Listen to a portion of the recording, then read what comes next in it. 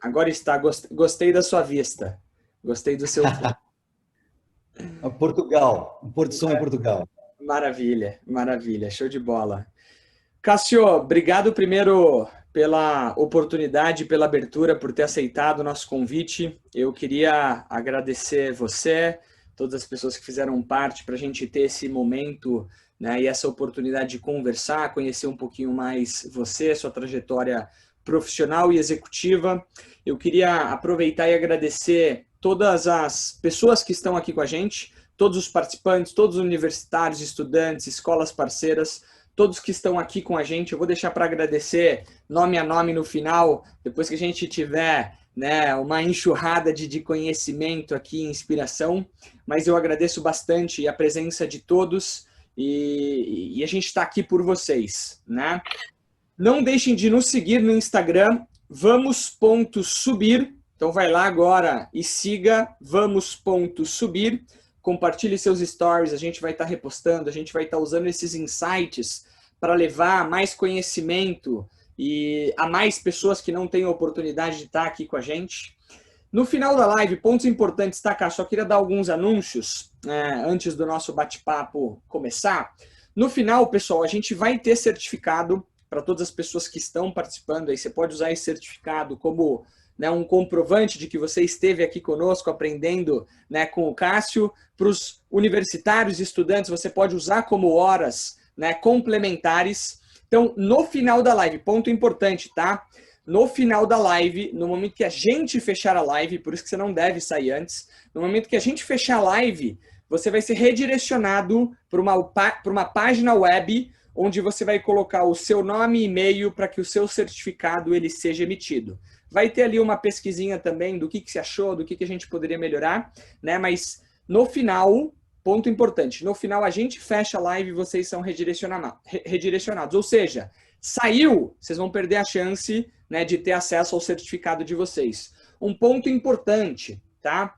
O certificado ele vai ser emitido pelo Simpla. Não sei se vocês conhecem essa solução, mas basicamente preenchendo lá na área de login, vocês já vão ter a opção de baixar certificado ou hoje no final do dia, amanhã cedo, vocês estarão recebendo o certificado no e-mail de vocês.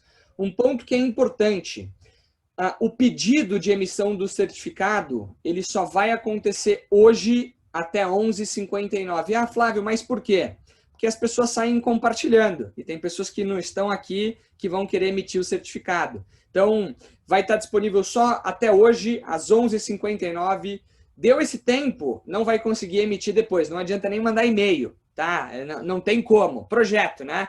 Vamos pensar como projeto aqui. Perdeu o time, perdeu o momento, perdeu a entrega, a gente perde a oportunidade e carrega isso com a gente, tá? Ponto importante, não erre seu e-mail, tá? Acontece às vezes, Cássio, às vezes, e acontece comigo também, às vezes a gente vai preencher alguma coisa, preencheu o e-mail errado, não vai ter acesso. Então, se certifiquem de preencher com o e-mail correto, tá bom? Qual que é a ideia hoje, pessoal? A ideia hoje é a gente aprender com o Cássio, né? Um Cássio, um super executivo com passagens por empresas como SAS, Oracle, SAP e várias outras, e a gente agradece muito o tempo de um executivo que está aqui retribuindo, give back, né, que a gente chama, né, a retribuição, né, a cultura de doação, para a gente aprender um pouquinho com ele, tá? Então a gente vai usar os 40 primeiros minutos para a gente aprender. Eu vou estar conduzindo aqui algumas perguntas, mais um bate-papo com o Cássio, e no final, a gente quer aproveitar os últimos 20 a 15 minutos para que vocês façam perguntas para o Cássio, tá?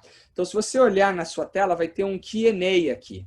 Esse Q&A é para você fazer as suas perguntas. Então, as perguntas que lá estiverem, né, nós vamos selecionar, e aí eu ajudo o Cássio, para não atrapalhar o seu fluxo de resposta. Eu vou selecionando algumas, trago para ti, e aquilo que você achar que faz sentido, que deve ser respondido, a gente responde aqui e vai interagindo. Então, 40 minutinhos aqui de bate-papo, algumas perguntas que previamente a gente preparou, e 20 minutinhos, 15 minutinhos finais de perguntas para o Cássio. Queria agradecer e até aproveitar a oportunidade para reconhecer todo o esforço do time do Vamos Subir, que tem feito um trabalho brilhante. E até aproveitando, Cássio, tem muita gente que veio por ti, porque te conhece, tem alunos de universidades e os próprios jovens que já acompanham o Vamos Subir há bastante tempo. Então, vou gastar mais 2 minutinhos antes de começar, só para falar o que é o Vamos Subir, tá? Vamos Subir, pessoal, é uma instituição sem fins lucrativos. A gente se posiciona como uma startup social que ajuda jovens em início de carreira a ter mais sucesso por meio das mudanças de atitudes e comportamentos.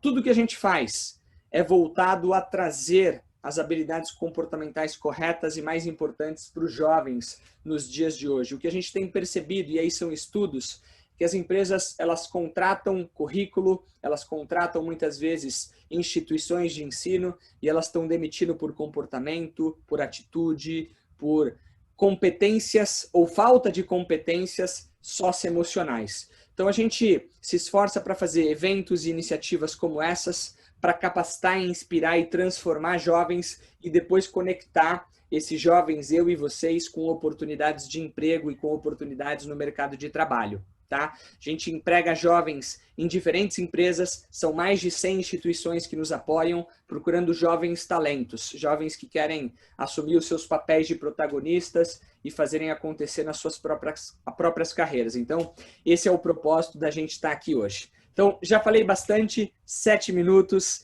uma longa introdução. Então, Cássio, obrigado novamente por estar aqui com a gente. Obrigado a você, Flávio. Bacana esse trabalho que vocês fazem.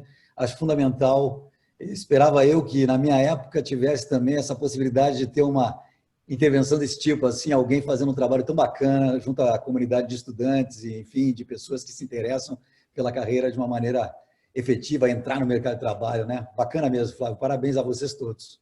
Obrigado, obrigado.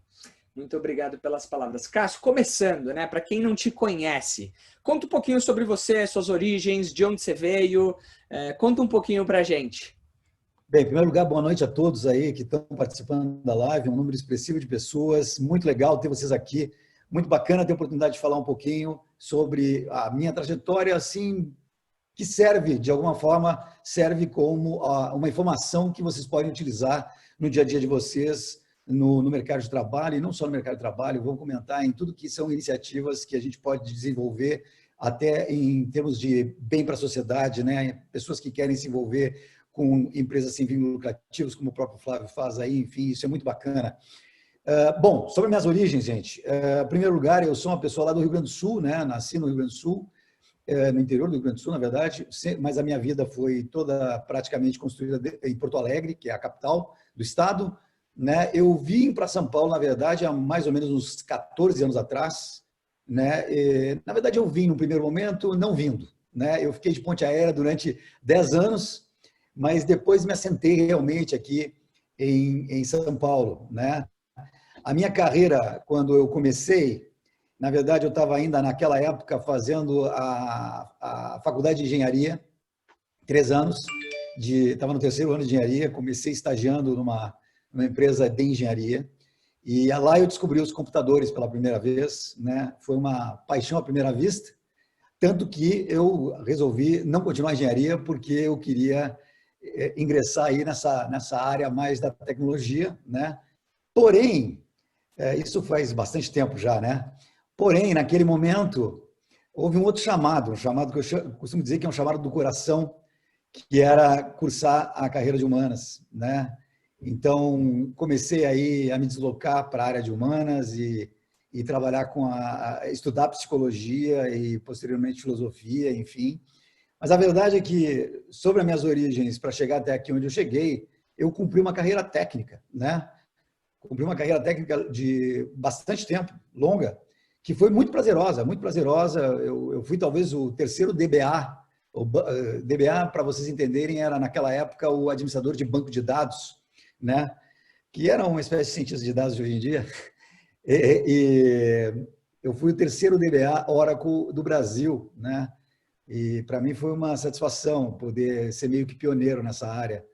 E ao longo da minha curva de aprendizado técnico, eu comecei a aprender muito a questão da liderança e do trato com as pessoas, usando um pouco da minha faceta de humanas aí, e que me levou até o momento em que eu me encontro na minha carreira profissional. Acho que, de novo, a gente é levado por um rio, né? E a gente tem que aproveitar durante esse rio para fazer as paradas mais condizentes com as nossas expectativas e aproveitar essas paradas no sentido de, bom, aqui é meu porto, vou trabalhar nessa empresa, para aprender continuamente. Essas são as minhas origens, Flávio. Show de bola, show de bola. Eu sei que você passou por muita empresa, né? Oracle, SAS, SAP, várias empresas sempre voltadas à tecnologia, né? E é um mercado que está cada vez mais aberto e crescente. Queria que você falasse um pouquinho, né, da carreira em empresas de tecnologia. Hoje, quando a gente olha para empresas de tecnologia, são empresas que têm culturas muito fortes. Queria talvez que você compartilhasse um pouquinho da sua visão, né, do mercado de tecnologia, carreiras em tecnologia, sejam em vendas ou cientistas de dados ou qualquer coisa do tipo, e um pouquinho de talvez alguma experiência, né, que te deixa muito orgulhoso de alguma passagem por qualquer das empresas que você teve. Legal. Eu diria para vocês, em primeiro lugar, que a área de tecnologia é uma área fantástica. A gente não sei se é a única área fantástica, mas ela é uma área fantástica porque mexe profundamente com a questão da criatividade, né? A inovação, enfim. E a criatividade, poder exercer a criatividade, realmente é uma coisa muito recompensadora para qualquer um, né? Todo mundo gosta de criar, todo mundo gosta de ter ideia, e a gente, quando encontra um espaço onde isso é fomentado o tempo todo, é muito prazeroso, né? Então, realmente, a área de tecnologia ela tem algumas características, né? Primeiro, porque é uma área que você necessariamente se obriga a estar estudando o tempo todo. Você permanece um estudante a vida inteira. Não existe conhecimento que você tenha adquirido que garanta o futuro propriamente dito, porque a gente nem sabe para onde é que o futuro vai dar na próxima grande descoberta na área de tecnologia, né? Quando eu comecei, a gente tinha praticamente os mainframes, né, as grandes máquinas naquela época, enfim, e estava sendo introduzidos os primeiros PCs, né? E quem diria que os PCs iriam, de uma maneira tão fantástica, substituir uma grande parte dos mainframes e depois estabelecer todo o modelo de comunicação entre os computadores completamente novo, até o surgimento da internet, como a gente conhece hoje, né?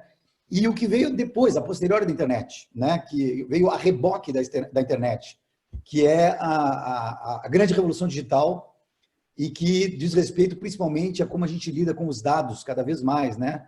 Essa parte que se fala tanto de analytics.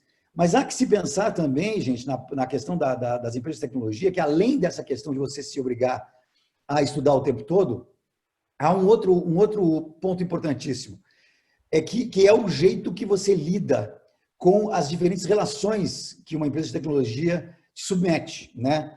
Você não tem somente as relações internas, você tem as relações com os analistas, né, com as curvas de tendência, você tem relações com o pessoal que colabora com o teu ecossistema, porque é um ecossistema muito rico, né? Nenhuma empresa faz tudo sozinha, aliás, nenhuma empresa em qualquer setor, mas na tecnologia isso é muito, muito forte, né? Em função de que você tem diferentes formas de encaixar uma peça na outra peça, diferentes alternativas, enfim.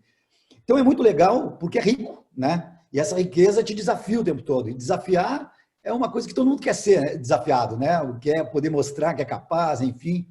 Eu diria que, respondendo a segunda parte da pergunta, sem me alongar muito, a coisa mais emblemática que eu fiz, é muito difícil dizer para vocês o que foi a coisa que mais me marcou. Eu tenho orgulho de tudo que eu tive a oportunidade de me envolver ao longo da minha vida profissional. Eu tenho muito orgulho, quando eu comecei na área de tecnologia, de saber que, na verdade, ninguém entendia naquela época como é que funcionava um microcomputador, e eu tenho muito orgulho de ter aprendido por mim mesmo, né? A questão autodidata naquele momento. Não tinha ainda uma formação, digamos assim, formal, né? E, enfim, isso é um ponto, mas também posso dizer para vocês que eu me orgulho muito de ter construído relacionamentos com pessoas absolutamente fantásticas, pessoas muito inteligentes. As equipes que eu tive a oportunidade de liderar até então, sempre eu tive a sorte e também eu diria que eu soube montar em alguns casos a equipe da maneira mais adequada, mas isso para mim é fundamental. Você trabalhar com gente que te desafia também a pensar um pouco fora da caixa e que vem até você com algumas ideias e aberto a complementar essas ideias, né? Mas é difícil realmente eu dizer assim um caso em particular. Acho que o SaaS sempre para mim foi um expoente, né? Porque o SaaS é uma empresa que tem uma mentalidade muito, muito diferenciada em relação às empresas de tecnologia, por ser uma empresa de capital fechado. Mas é difícil, Flávio, muito difícil dizer o Pô, que foi o mais importante. não, legal, obrigado por compartilhar até o momento. Talvez eu não te ajudei nessa pergunta aí. Tem muitos momentos bons. Deixa eu te fazer uma pergunta. Eu sei que você é formado, né, em filosofia, me corrija se eu estiver errado.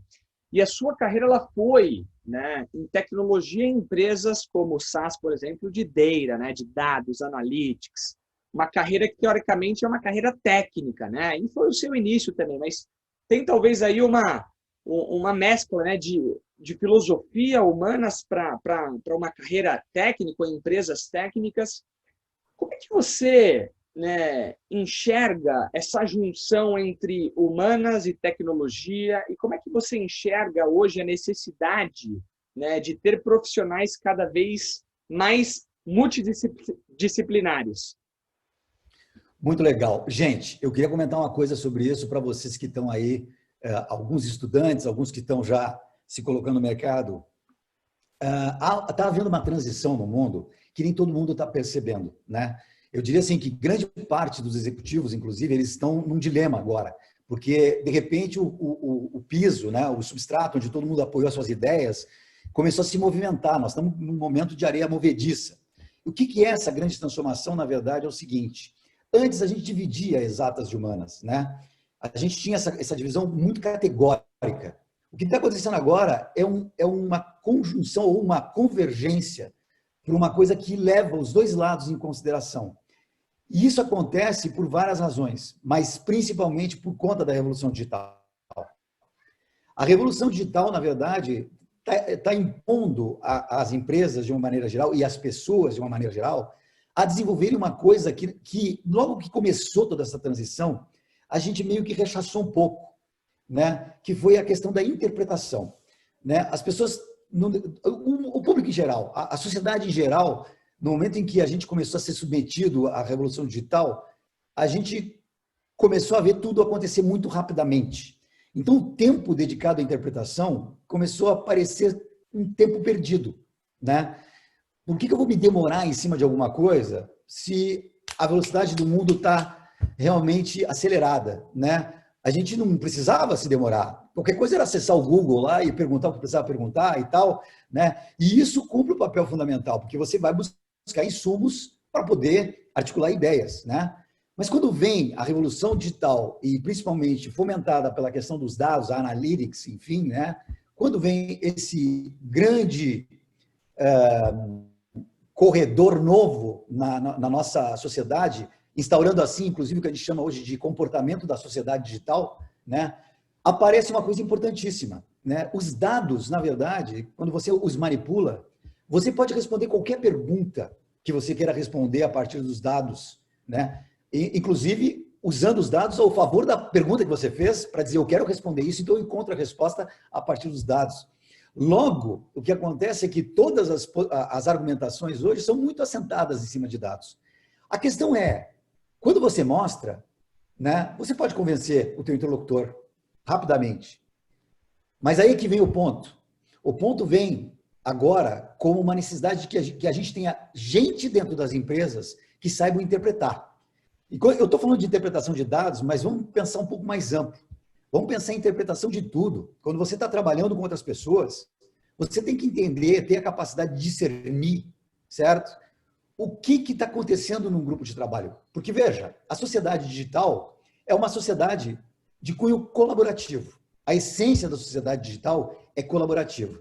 Tudo bem que a gente encontra aí algumas dificuldades em alguns momentos, mas isso é parte do pensamento humano, certo? É parte do jeitão humano de ser. Porém, aqueles que conseguem ter essa capacidade de interpretação e principalmente conseguem deixar de lado os vieses interpretativos, porque isso é o maior desafio, é você deixar de lado os vieses, né? Que em última instância significa as suas crenças e opiniões sobre o mundo. Não te deixa contaminar por isso na hora que você faça a interpretação. Faça o mais despojado possível a tua interpretação. Que aí você tem um insumo completamente novo e consegue balizar suas decisões de maneira mais adequada. Eu acho que, para mim, aconteceu um fenômeno, de fato, que eu não planejei, né? Eu comecei nas exatas, mas sempre apaixonado por humanas. Eu adoro literatura, por exemplo, e adoro filosofia e adoro psicologia, né? Mas tem outras áreas que me interessam também e estudei a minha vida inteira. Por exemplo, até física quântica, né? Uma coisa que eu sempre curti de ler e tal. Quando eu comecei minha carreira dentro da área de tecnologia, eu sabia que lógica era um fundamento que eu tinha que dominar. Do contrário, eu não ia ser um programador, um analista, seja lá o que for, né? Eu tinha essa noção que era muito importante. Porém, na medida em que a gente começa a se desenvolver, você vê como o fator humano é relevante. As melhores empresas hoje que você pode encontrar são aquelas que se deram conta de que o fator humano é a substância para garantir o sucesso da empresa. Primeiro, porque quando você olha para o lado humano, quando você consegue amalgamar o humano com as exatas e consegue dar esse flavor humano, esse sabor humano, você começa a entender como é que se dá as transformações que você precisa fazer dentro de uma empresa, certo? E parta por vocês mesmos. Pense assim, eu agora, nesse momento aqui, nessa live, pense por você mesmo, certo? Você tem uma noção de quem você é. E você tem opiniões e crenças a respeito do mundo, das outras pessoas, enfim, certo? Em algum momento, você vai estar colocado dentro de um grupo de trabalho. Se você simplesmente pensar de maneira binária, de maneira com essa lógica simples do que eu acredito contra o que os outros acreditam, né? Você vai ter uma dificuldade. Você até pode ser bem-sucedido, né? Você até pode ser muito bem-sucedido com as manipulações, as orquestrações necessárias aí para ser bem-sucedido, mas vai ser muito mais custoso do que você se abrir para o outro e praticar a escuta. A escuta, talvez aqui, Flávio, no aspecto da filosofia e da psicologia, mas principalmente da filosofia, eu sou mestre em filosofia, né? E a minha formação na filosofia sempre foi na área de fenomenologia, né? Isso é meio complicado, depois talvez eu explique isso para vocês, tá?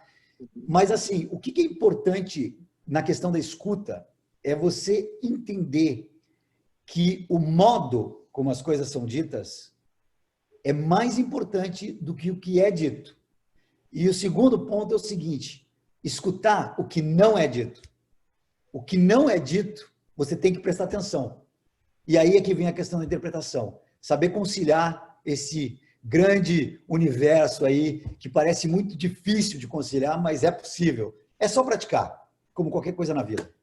Legal. Obrigado por compartilhar. Super insights. Eu queria falar um pouquinho, talvez, de algumas habilidades do futuro. Eu sei que tem pessoas já perguntando, mas já estava no nosso escopo aqui. E a gente fala muito sobre o futuro do profissional, o futuro do mercado de trabalho e de habilidades, né, desse profissional e habilidades que o mercado ela vai demandar.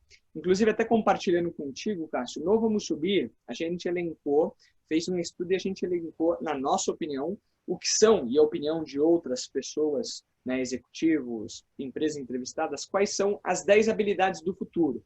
Eu vou te citar as 10 e eu queria especificamente perguntar a sua opinião, a sua visão sobre ela. Então, assim, depois eu vou até compartilhar no chat com vocês, tá, pessoal? Mas as 10 top habilidades são, primeiro, propósito, visão e valores, a gente unificou propósito, visão e valores, mindset de crescimento, lifelong learning, resiliência, inteligência emocional, adaptabilidade, empatia, liderança, negociação, criatividade e o que a gente acredita, né, o give back de retribuição e um espírito de retribuir para a sociedade. Esses são os 10, né? Vou compartilhar com o pessoal. E se a gente olha para um estudo do World Economic Forum sobre as habilidades do futuro, a gente vai perceber que muitas são parecidas, né? E obviamente que o nosso estudo também se baseou em cima disso, mas lá no World Economic Forum, se a gente olhar para as 10 habilidades que eles colocam, de 6 a 7 são habilidades comportamentais socioemocionais. Trazendo para a gente que talvez o futuro do profissional vai ser o futuro do profissional cada vez mais humano, que saiba usar as tecnologias ao seu favor e para potencializar né, os fatores humanos. Que aí vem a minha pergunta, né? Muito se fala hoje sobre o profissional que consegue se adaptar, o profissional que consegue aprender, desaprender e reaprender, que aí remete, né, ao lifelong learning, o cara que consegue aprender constantemente coisas novas e tá atento a tudo que está acontecendo. Como é que você enxerga, né, essa habilidade, se é uma habilidade que você considera do profissional do futuro, e o que você pode compartilhar das suas opiniões e visões sobre o profissional que constantemente está aprendendo e tem essa capacidade?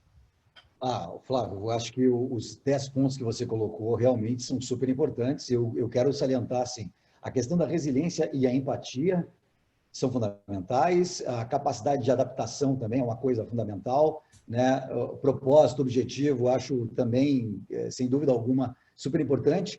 E eu diria assim, você colocou uma coisa, criatividade também você falou, né? Você colocou uma coisa bem, para mim, bastante significativa, que é essa, como a gente consegue se reinventar o tempo todo, né? Como a gente consegue deixar de lado aquela bagagem que a gente tem e testar um novo limite, testar uma nova possibilidade, enfim, né?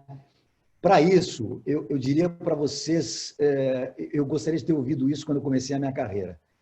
Tem muita gente que fala que é necessário disciplina, é necessário foco, é necessário determinação, enfim, sim, tudo isso é necessário, né?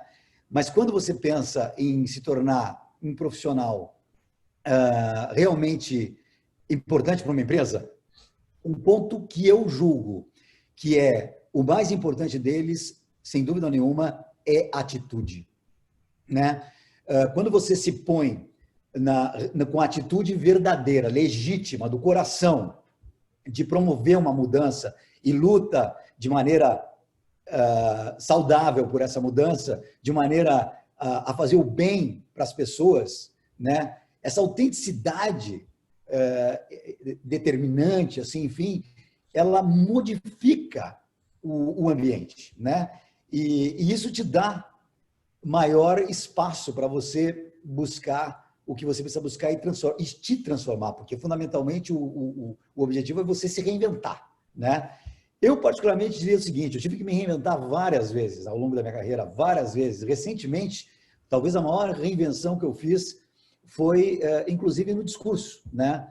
Porque pelo fato de eu ter estudado filosofia, enfim, de ler muito, eu tinha o hábito de usar palavras extremamente complexas em alguns momentos e ainda uso, né? Mas eu tive que, principalmente diante da geração Z e diante dos millennials, e eu aprendo pra caramba com essa turma, cara, é uma turma maravilhosa, cara. A geração Z e millennial é um negócio fantástico, fantástico, tá? Eu costumo dizer o seguinte, eu sou um eterno millennial. Ninguém sabe disso, mas eu sou, né? Porque eu penso como o millennial pensa, eu gosto dessa coisa, né? De estar provocando, de estar tentando buscar uma coisa fora daqueles hábitos e vícios que a gente tem. Mas o que eu quero dizer, desculpa, aqui eu vou voltar um pouquinho, né? Quando a gente fala em atitude, fala nessa questão de ter a capacidade de se reinventar, quando eu me propus a reinventar a forma como eu discursava, como eu falava com algumas pessoas, no início parecia até que era meio forçado, mas eu não forcei. O que eu fiz foi um processo gradativo de entender o que eu podia abrir mão da minha personalidade, dos meus hábitos, dos meus cacuetes, vamos dizer assim, né? E aquilo que podia ser incorporado. E aí, cara, aconteceu um fenômeno fantástico para mim, entendeu? A minha forma de falar com a turma encontrou um eco, uma reverberação incrível. Então, a capacidade de se reinventar é muito custosa no primeiro momento, porque você não quer abrir mão dos teus hábitos e vícios, né? E vamos chamar de vícios, porque às vezes são vícios mesmo. Mas para você fazer isso, você tem que ter uma certa abertura. E essa abertura é estar aberto ao novo, é estar aberto às possibilidades. Você tem que ter essa abertura. A gente não tem que ter medo, né? Não tem que ter medo. Cara, o máximo que pode acontecer é você falhar. E sabe o que acontece quando você falha? Você aprende. E essa é a essência. A gente chegou até aqui porque muita gente antes da gente errou, falharam. Entendeu? A evolução humana é um processo de falha, e cada falha que a gente teve, a gente aprendeu e acertou depois. né? Tem aquela máxima do Thomas Edison, diz que ele fez 100 testes de filamento antes de inventar a lâmpada. Essa é uma história, não sei nem se isso é verdadeiro, mas enfim, né? Conta essa história. 100 testes do filamento para que incandesceu o filamento da lâmpada. E não dava certo antes de sair a lâmpada correta. Quando ele chegou lá pela 99, ele falou com um amigo, né? Ele disse, cara, já tentei 99 vezes e ainda não consegui achar o jeito de encandecer esse filamento sem ele queimar. E aí o cara disse para ele assim, pô, desiste, né? Se 99 vezes você não conseguiu, o que te leva aqui que você vai conseguir? Aí ele falou assim, eu já descobri 99 formas que não funcionam. Então é isso, entendeu? Tem que tentar. Caso contrário, não tem a revolução que você quer fazer em você mesmo e nos outros. Show, show. Super obrigado. A gente passa por um momento, né, no mundo, né, de que agora as coisas estão quase que voltando ao normal aos poucos, mas a gente passou por um momento bem desafiador, né, de crise. A gente vive ainda, né, um momento de pandemia e etc. E o home office e várias outras coisas se intensificaram, né? E muito se fala do novo normal. O que é o novo normal na sua visão? O que muda daqui para frente, né? O pós-pandemia? Eu acho que o novo normal ele vem na curva de uma tendência, né? Eu acho que ele vem na curva de uma tendência. A tendência é a gente tem que estar aberto à adaptação. O novo normal ele é na verdade um grande exercício de adaptação contínua e de forma acelerada, né? Por quê? A gente estava acostumado com alguns ritmos, alguns rituais, né? O ritual de sair de casa, pegar o carro, ir até o trabalho, trabalhar, almoçar, trabalhar de manhã, almoçar, volta para o trabalho, termina o segundo round, vem para casa, alguns assistiam TV, outros iam ler, outros iam fazer qualquer outra coisa, e assim durante toda a semana, em alguns momentos no fim de semana trabalhando também, mas era todo um ritual que estava alicerçado em cima desse ir e vir, né? Ir e vir, ir e vir, ir e vir. De repente, a gente descobre, pelo home office, pelo fato de a gente ter que se obrigar a ficar recluso nas nossas casas, a gente descobre que o ritual, em verdade, ele não era nem necessário, né? Porque a gente é capaz de estabelecer rituais novos a partir do home office, ou até, podemos colocar assim, talvez não seja nem mais um ritual, porque eu não creio que a gente faça isso de maneira mecanicista, né? Eu acho que a gente agora trabalha meio que sob demanda o tempo todo, né? É uma demanda contínua. Às vezes a gente se obriga até a almoçar mais tarde ou jantar mais tarde, enfim, a demanda é contínua. O que te exige grande capacidade de adaptação, né? Você tem que se adaptar. Cara, se eu não puder almoçar agora, eu vou almoçar depois, né? Uma coisa que, por exemplo, aconteceu que é pequenininha, mas emblemática, né? É a questão do almoço mesmo na minha casa, né?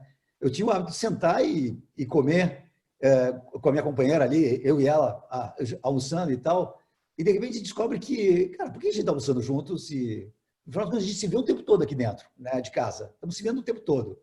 Cara, a minha reunião foi mais longe do que a tua. Você almoça primeiro, almoça depois, enfim, né? E ninguém fica com isso chocado. Nossa, nós perdemos o espírito daquele momento. Cara, esse momento pode ser revivido em outras situações de uma maneira até mais ampla, entendeu? Então, a gente tem que saber se adaptar. A gente não pode ficar... O novo normal é adaptação com pouco saudosismo. Com pouco saudosismo. Porém, eu diria que há uma coisa a mais que a gente tem que considerar. Nós vamos começar a valorizar mais o que é relativo à natureza. O que é relativo à essência biológica que nós temos, primata que nós temos, né? Que é a essência da vida em grupo. Eu já percebo muita gente sentindo falta da questão do calor humano, enfim, né? Nossa, eu queria estar agora vendo um pôr do sol, eu queria estar, como eu estou aqui na minha tela, né? Eu queria estar lá no Kilimanjaro, enfim, né? Sei lá, coisas do gênero, na praia. E isso é muito bacana, porque, de certo modo, o que essa pandemia está nos ensinando é que, primeiro, nós não somos os reis da cocada preta. A gente pode ser derrotado por coisas muito pequenas, né? Segundo, a natureza tem as suas leis, as suas regras, e nós somos parte da natureza. Nós não estamos acima da natureza. Nós estamos integrados a ela. Nós temos que respeitá-la como tal. Terceiro, nós somos essencialmente primatas. A gente é uma espécie que está acostumada a viver em grupo. E quarto, a natureza é a nossa casa. A nossa casa não é o nosso apartamento ou a nossa casa propriamente dita, né? Feita de madeira ou de concreto. A nossa casa é o mundo. A nossa casa são as pessoas, é o outro. A nossa casa é o abraço, a nossa casa é o sorriso. E a gente está recuperando um pouco disso.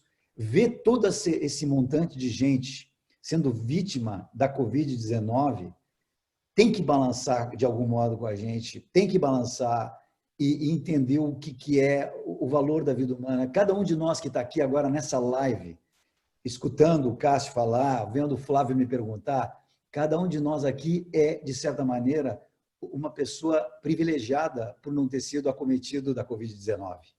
E a gente tem que agradecer muito a natureza, a nossa natureza, as nossas decisões pequenas, né?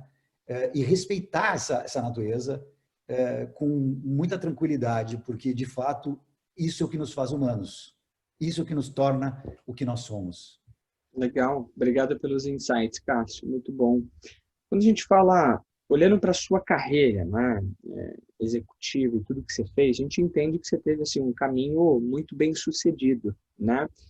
Quais seriam os conselhos, né, que você daria para o jovem que está iniciando a sua carreira para que ele tenha sucesso?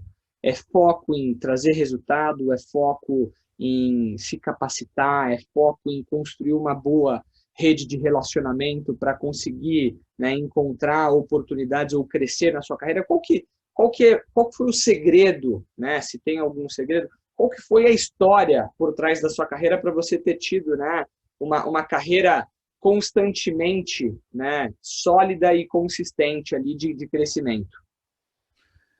Bom, vamos lá. Tem duas respostas aí. Uma é a minha resposta, que não necessariamente serve para todo mundo, né? E a outra é uma resposta que a gente entende que faz diferença, assim, no mundo corporativo. A minha resposta, em primeiro lugar, é o seguinte.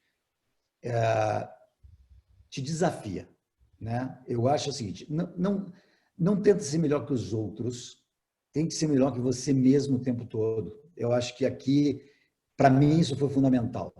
No momento em que eu coloquei na cabeça que era possível fazer coisas que outras pessoas diziam para mim que não dava para fazer, né? Eu acho que quando no final eu consegui uma realização, isso me deu uma bagagem, me deu mais do que uma bagagem, serviu de plataforma, ou melhor até, serviu de referência para quem olhava para mim, principalmente no início da minha carreira, dizendo, caraca, né, o cara se puxa, como a gente diz, né? Eu acho que isso para mim foi fundamental. Eu me puxei a vida inteira, mesmo quando as pessoas diziam, não, cara, isso não dá para fazer, eu não aceitava esse não dá para fazer. Eu tinha que descobrir por mim mesmo que não dava para fazer. Quando eu me convencia que não dava para fazer, aí tudo bem. Eu dizia, tudo bem, não dá para fazer. Mas eu insistia, né? Eu não desistia, não era de desistir. Sob o ponto de vista agora mais geral, eu acho assim, qual é o grande conselho que a gente pode dar? Primeiro, tenham atitude, foco e sejam resistentes à dor. Porque, gente, sempre dói. Aprender dói, errar dói, ser criticado dói, tentar alguma coisa que não funciona dói, falhar dói. Sejam resistentes à dor. Não se deixem abater por crítica, por juízos, seja lá o que for. Tentem sempre aprender com os outros, sim, né? Porque é um caminho muito positivo você ouvir o que aconteceu com o outro, tenta aprender com o outro. Se você se sente mais confortável em aprender pelos livros, eu posso dizer para vocês com toda tranquilidade, muito do meu conhecimento eu não consegui em sala de aula, não, gente. E muito do meu conhecimento eu não consegui no dia a dia organizacional, não. Eu consegui através dos livros. Eu leio, em geral, leituras que são significativas do seguinte modo. Eu não acredito, por exemplo, piamente, né? Quer dizer, cara, sem fazer nenhuma crítica, me dão uma matéria numa revista, eu leio aquela matéria, nossa, acreditei. Não, cara, eu não aceito que alguém que tenha lido o livro na origem e que tenha o objetivo de fazer uma matéria sobre aquilo num espaço de tempo muito curto, que ele vai conseguir ter o tempo necessário para fazer as melhores interpretações. Não é culpa dele, não é culpa dele, é a dinâmica da coisa, entendeu? Não tem culpado aqui. Então, o que acontece? Eu acho que tudo que eu apreendo pelas revistas, por notas, por artigos, eu uso isso, de certo modo, como indexadores, índices, né? De onde eu tenho que buscar o conhecimento se eu realmente estiver interessado naquele assunto. E aí eu compro os livros dos cientistas, propriamente dito, né? E aprendo com eles, assim. E claro que eu tive chefes maravilhosos. Gente, pô, isso é fundamental. Você ter um cara inteligente ao qual você se reporta é a coisa mais gostosa do mundo. Principalmente quando ele faz você sentir um completo imbecil, se vocês me permitem, tá?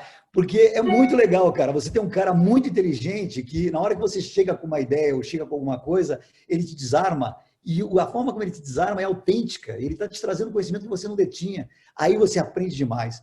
Por isso que eu digo o seguinte, a gente não tem que se envergonhar de não saber, de errar, de falhar, nada disso. A gente não pode desistir. Eu acho que toda empresa quer um profissional que seja capaz de resistir às frustrações, ser tolerante às frustrações e seguir em frente, né? Porque, em última instância, o que todo mundo quer, e o Flávio bem colocou, é resultado, né? Você quer o resultado, a empresa quer resultado, os teus pares querem resultado, todo mundo quer resultado. Então, é isso que a gente tem que focar.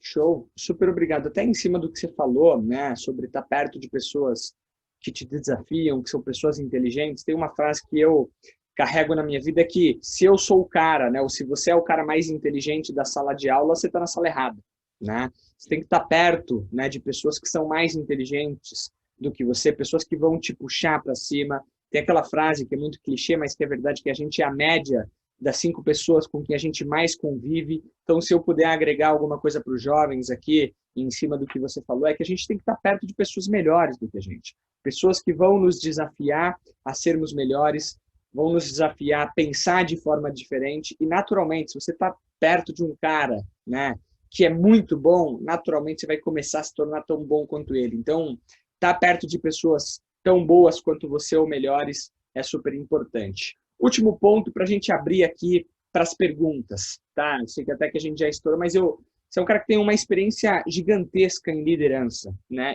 E pelo menos a gente no projeto, a gente fala bastante sobre liderança, sobre influenciar as pessoas de uma forma natural, mas a gente fala também sobre a liderança da carreira, né? A liderança da sua própria vida, assumir o seu papel como protagonista. Eu queria que você tivesse, né, que você compartilhasse né, seus comentários em cima desses 2 insights de forma rápida, para a gente ir para as perguntas. Qual que é a sua visão, né, de assumir o papel de protagonista quando a gente fala de carreira? A carreira é minha ou a carreira da empresa? A carreira dos meus pais? Como é que você enxerga isso? E talvez alguns insights que você tenha de liderança, né, com todos esses anos liderando times e liderando pessoas de alta performance em empresas, né, gigantescas como você vem atuando. Bom, eu acho, Flávio, eu acho francamente que protagonizar a tua vida, né, ou seja, liderar a tua própria carreira, e quando a gente fala em carreira, talvez isso até limite um pouco, né, porque carreira a gente pensa no lado profissional, e eu acho que a gente tem que liderar todos os aspectos da nossa vida. Se você me permitir rapidamente, vou contar 2 histórias que talvez eu tenha comentado aqui na live, né, mas é o seguinte, além de eu ter toda essa experiência na área de tecnologia, eu sempre fui ligado à literatura, como eu falei no início, e eu tenho 9 livros escritos, né? Só? 9 livros escritos, mas o mais incrível é que são livros de ficção, né? E eu me lembro que, porque eu cheguei a fundar uma editora, inclusive, né? Aprendi muito com essa editora, pena que no Brasil se lê pouco, mas enfim, eu tinha esse sonho de criar uma editora. Lamentavelmente, o negócio de editora sucumbiu a vários aspectos de transformação que ocorreram de uma forma geral no mercado, mas eu queria contar essa história bem rapidamente. Eu lembro que quando eu comecei a escrever, eu sabia que eu não estava escrevendo bem. E eu sabia que levava tempo para você escrever bem. Publiquei assim mesmo o primeiro livro e no segundo livro eu me propus a ser melhor do que no primeiro livro e no terceiro, e foi melhor de fato, o terceiro livro eu queria ser melhor ainda, mas aí eu descobri uma coisa, eu descobri que eu não podia imitar, eu tinha que ser eu mesmo, né? E com todas as técnicas literárias que eu conhecia, que eu estava estudando, enfim, naquela época. E quando eu lancei meu o quarto livro, eu nunca esperava ganhar um dos 4 maiores prêmios literários do Brasil, né? Que é o Prêmio Guavira de Literatura. Não esperava ganhar, e eu ganhei do lado de outros escritores de grande envergadura, né? Eu, um estranho no ninho, né? Então, por que isso? Porque eu me coloquei à prova de mim mesmo, de protagonizar o que eu queria protagonizar, que era escrever e escrever bem. E eu lembro que nesse momento, eu conheci uma pessoa do meio literário que me disse o seguinte: Cássio, tu escreve bem, ganhou o prêmio e tal, mas vou dizer uma coisa assim, jamais seria capaz de escrever um livro para adolescentes. Porque o jeito que tu escreve é muito difícil, o jeito que tu escreve é muito complexo, e de fato é uma técnica literária, né? Enfim. E eu fiquei com aquilo na cabeça, e aí eu me desafiei. Eu digo, eu vou escrever um livro para adolescentes. Eu nunca esperava que o livro fosse ser finalista do Jabuti, né? Eu fui finalista do Jabuti. Então, é uma coisa que, se você parar para pensar, o que um cara da tecnologia, que é um líder da indústria lá, que é uma pessoa que lidera várias pessoas, o que ele se mete a fazer literatura? Eu acho que é nessa linha que você falou, porque a gente tem que tomar para si o protagonismo da própria vida. Você não pode se enquadrar única e exclusivamente naquilo que é esperado que você se comporte como tal, né? Então, acho que isso é liderar a tua própria vida. E mais um viés aí, eu também adoro música, sempre adorei música desde adolescente, cheguei a sonhar em ser maestro, né? Mas eu gosto de música, eu gosto de rock, né? Adoro rock, de todos os tipos. E agora, aos 57 anos, nós estávamos pensando lá no SAS em fazer um evento diferente. Eu tive uma ideia lá com o diretor de marketing da gente fazer uma abertura do nosso evento tocando ao vivo, né? E muita gente diz assim, cara, pô, o Cássio vai parar lá no palco para tocar? Cara, não só eu fui lá tocar e tocar o instrumento que eu aprendi na minha adolescência, que era flauta e violão, e cantar aos 56 anos, como eu me vesti como um cara de rock, e a gente tinha uma banda de rock atrás, né? O resultado disso foi que a gente acabou fazendo um evento beneficente para várias entidades, convidando vários CEOs do mercado, amigos meus e amigos de outros diretores ali, e nós fizemos um evento fantástico, que reuniu quase 500 pessoas dentro de um pub aqui em São Paulo, né? E foi formidável. Você vê, cara, aos 56 anos eu fiz esse negócio, né? Isso é o que eu chamo de liderar a tua própria vida. Respondendo a segunda parte da pergunta, para não me demorar muito, né? Qual é o maior aprendizado da liderança? Gente, liderar, na verdade, significa representar um grupo. Essa história de que liderar é o cara que está na frente, com a baqueta na mão lá, regendo a orquestra, isso é coisa do passado, gente. E isso vai estar mudando nas empresas. O grande líder, ele, na verdade, ele funciona como um baterista de uma banda de jazz. Ele está lá atrás, na bateria, os caras estão na frente dando show, tá entendendo? Estão dando show, improvisando, cada um para um lado, mas, eventualmente, por conta do improviso, alguém erra. O que o baterista faz? Ele corrige a batida e ninguém nota que alguém errou. Com isso, ele assume o papel de representante daquele grupo de jazz. Ele representa o ritmo, ele representa a excelência, ele representa o espaço que dá para os outros serem excelentes também. Liderar é sumariamente representar o grupo, é estar associado à ideologia do grupo. E isso eu aprendi ao longo da minha vida, da minha carreira profissional. Sejam representativos, que vocês estão no bom caminho. Show, super obrigado. Temos algumas perguntas aqui e eu vou te trazer, Cássio. A primeira pergunta vai um pouquinho, né, na parte de soft skills que a gente falou, e você falou, puxa, tão bem uma aula para a gente. Agora, quando a gente olha para hard skills, quais são as hard skills do futuro? Tem alguma profissão que você pode aconselhar ou chamar nossa atenção como, pessoal, prestem atenção nessa profissão, essa é a profissão do futuro? Tem alguma coisa nessa linha? E quem fez essa pergunta foi o Leonardo Samogin. Obrigado, Leonardo, pela pergunta. Obrigado, Leonardo, também. Deixa eu comentar uma coisa, Leonardo. Eu acho que a área de inteligência artificial é um grande mercado do futuro, né? Acho que aí haverá muita necessidade. E quando eu falo de interpretação, tem muito a ver com isso. Acho que as áreas de neurociência, para quem se interessa mais pelo lado científico, as neurociências, de uma maneira geral, também vão tomar um prumo. Mas ainda digo para você, talvez o que é do curto prazo é a parte de analytics, né? O cientista de dados, o modeleiro, os grandes programadores que a gente encontra por aí, os coders, né? Isso aí tem uma demanda violenta no mercado. Só no Brasil, se eu não estou enganado, são mais de 400 mil posições que não conseguem ser preenchidas. Então, isso segundo, se eu não estou enganado, segundo o Gartner, tá? Então, é uma área que merece a atenção de quem tiver interesse em se desenvolver nisso. Mas existem outras áreas aí que são áreas de um futuro mais distante, que dizem respeito também à questão da robótica e também a própria área da psicologia da inteligência artificial, que é uma coisa que ainda deve acontecer, né? Eu acho que é por aí, mas hoje, no curto prazo, sem dúvida nenhuma, os cientistas de dados, os modeleiros e os coders. Show, show. Super obrigado. Eu vou pegar uma próxima pergunta aqui, que eu gostei bastante. Depois, pessoal, muitas pessoas estão pedindo, Cássio, os livros. Eu pego com você depois e eu vou fazer um post no LinkedIn e a gente coloca os livros. As pessoas que também não tiveram suas perguntas respondidas, a gente fala, vou até aproveitar para tirar um screenshot aqui, tá? Vou até sorrir nessa parte para a gente ficar bem na foto. Aí.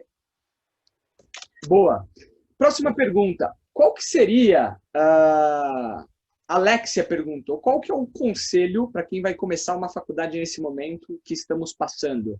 É uma faculdade presencial? É uma faculdade online? Tem algum curso que você aconselha? E obrigado, Alexia, pela pergunta. Não, eu não aconselho nenhum curso em particular, né? Porque eu acho que isso é uma escolha de cada um, gente, né? Não vou. Alexia, muito obrigado pela tua pergunta, mas sim, escolha o que está no teu coração e faça bem aquilo que você escolher, que certamente você vai ser valorizada, né? Com relação eu tenho uma visão sobre universidade. Eu acho que a universidade ela é necessária. Sem dúvida alguma, ela é necessária para te dar um centro, né? A partir do qual você vai elaborar e vai se desenvolver. Ela te dá o centro, sem dúvida alguma. Se ela é presencial, se ela é distante, isso depende muito de você. Eu, particularmente, gosto da questão presencial, embora não renegue a questão do próprio EAD, acho que ele funciona bem, mas eu gosto da questão presencial porque te dá a oportunidade de não ver só a tela, a pessoa na tela, né? Te dá a oportunidade de ver a pessoa como um todo. Na psicologia, a gente costuma chamar isso de impressão gestáltica, tá, gente? Assim, não é a visão do detalhe, mas é a visão do todo, né? Na tela do computador, você vê parte da informação. Na vida real, você enxerga o todo. Então, você tem uma impressão gestáltica, né? Daquela situação. Eu acho que, indiferente de qual o modo como você parte para estudar, o mais importante não é só a faculdade em si, mas é o complemento que você vai buscar a partir desse centro gravitacional chamado o conteúdo que você escolheu para cursar. É importante você buscar coisas alternativas. Eu lembro quando eu fazia psicologia, né, o núcleo da psicologia naquela época, na PUC do Rio Grande do Sul, era psicanálise. E eu não estava interessado em psicanálise, mas eu tinha que aprender psicanálise, certo? O que eu fiz foi buscar as outras tendências da psicologia no mundo. E aí eu descobri que existia a psicologia evolucionista, a psicologia cognitiva, principalmente a evolucionista, né, que é um negócio muito legal, a neuropsicologia, e aprendi muito a partir das leituras acessórias, as complementares, né? A faculdade me deu um rio central, mas os afluentes, os efluentes, eu busquei do lado de fora da universidade. Acho que é esse meu conselho, Alexia. Show, obrigado. Tem uma pergunta que eu gostei bastante aqui. Deixa eu pegar aqui. Foi a pergunta do Carlos Eduardo. Ele falou que é aluno de engenharia de produção e que ele gostaria de saber se você acha que o futuro da tecnologia vai substituir profissionais, né? Em que nível, né? Algumas profissões ou algumas atividades elas vão ser substituídas, né, por máquinas, inteligência artificial, machine learning, etc. Quem perguntou foi o Carlos Eduardo, não foi? Carlos Eduardo. Carlos Eduardo, obrigado pela pergunta. Carlos, olha só, se a gente olhar para a história da humanidade, a gente teve várias revoluções. A gente teve a revolução agrícola, a gente teve a revolução industrial, né, a revolução da tecnologia, enfim, certo? Tivemos várias revoluções.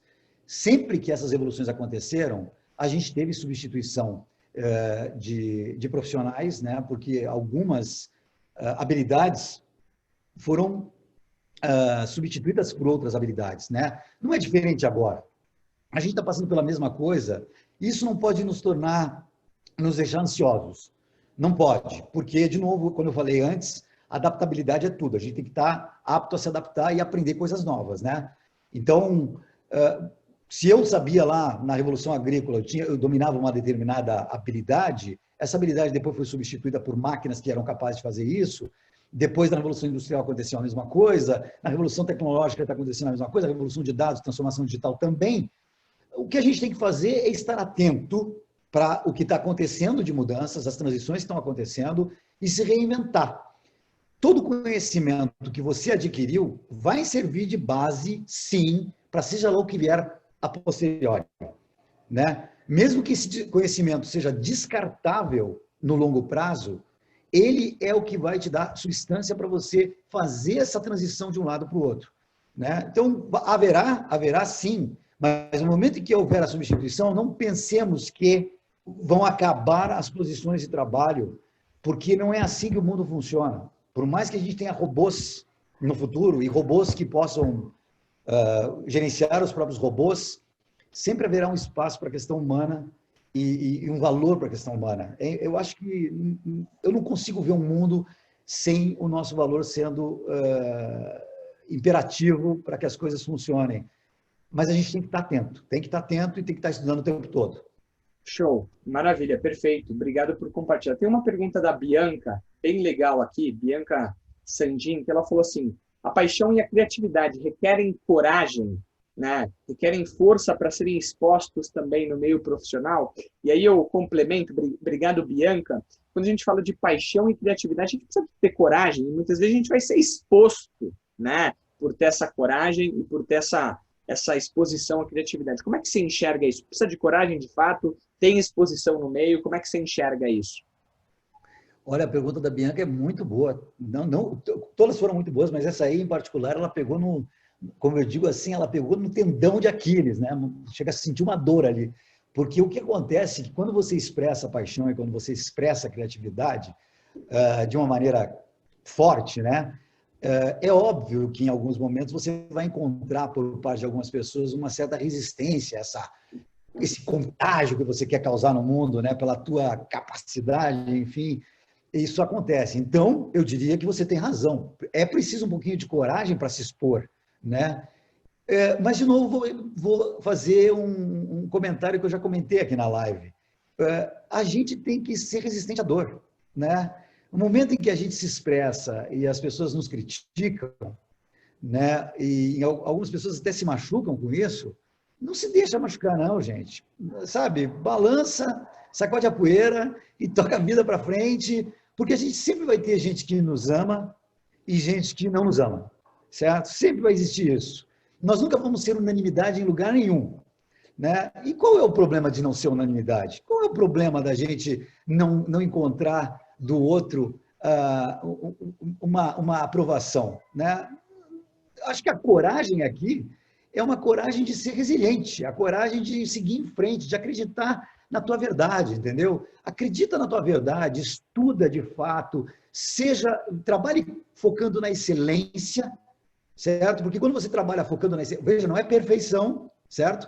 Perfeição, como diria o Michael J. Fox, é coisa de Deus. Para nós humanos, né, cabe a excelência. Trabalha pela excelência, com determinação, com vontade, com legitimidade, com autenticidade, com o coração, faz o que deve ser feito, monitora o tempo todo os impactos da tua vida para saber quando você precisa recuar em alguns momentos, mas não perca a coragem. Seja resistente à dor.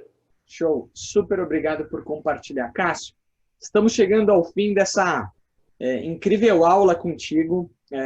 Foi, de fato, uma aula. A gente aprendeu muito com você. Tenho só alguns anúncios finais e aí a gente finaliza. Para finalizar, Cássio, do seu lado, tem algum ponto, algum conselho, qualquer coisa que você queira deixar de últimas palavras para a gente? Eu diria o seguinte, sempre deixe um viés, gente, sempre deixem um viés para uma interrogação em tudo aquilo que qualquer um disser para vocês, inclusive o que eu estou trazendo.